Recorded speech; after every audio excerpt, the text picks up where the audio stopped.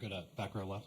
Alex Garber with ESPN. For the players, I know you talked about keeping the joy of the game, but I'm curious, it's a long season, right? And you guys have had the target on your back the entire time, the win streak being number one. How do you handle the unique pressure that comes with that? How do you keep the joy for so long when anxiety seems like a thing that could very easily set in?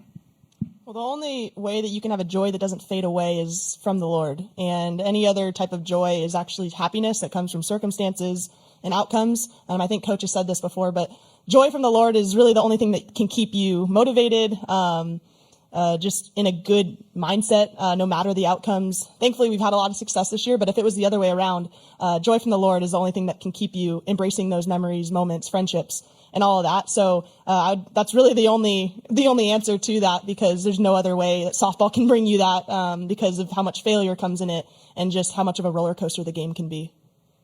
1,000% agree with Grace Lyons. I went through that my freshman year.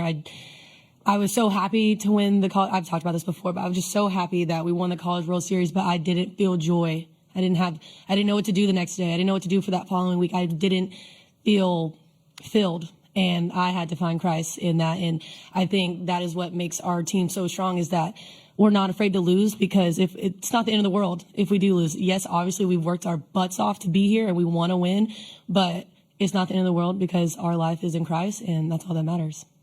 Yeah, I think a huge thing that we've really just latched onto is eyes up. And you guys see us doing this and pointing up, but we're really like fixing our eyes on Christ. And that's something where, like they were saying, you can't find a fulfillment in an outcome, whether it's good or bad. And I think that's why we're so steady in what we do, and our love for each other and our love for the game, because we know this game is giving us the opportunity to glorify God. Mm-hmm. And I just think once we figured that out and that was our purpose and everyone was all in with that, it's really changed so much for us. And I mean, I know myself, I've seen so much of a growth in myself with once I turned to Jesus and I realized how he had changed my outlook on life, not just softball, but understanding how much I have to live for, and that's living to exemplify the kingdom. And I think that brings so much freedom. And I'm sure everyone's story is similar, but we all have those great testimonies that have really shown how awesome it is to play for something bigger.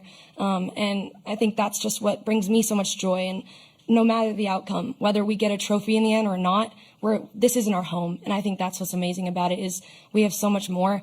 We have an eternity of joy with our Father, and I'm so excited about that. And yes, I live in the moment, but I know this isn't my home, and no matter what, my sisters in Christ will be there with me in the end, when we're with our King. So, Patty, you've got to keep your eye on the prize and really work with these players on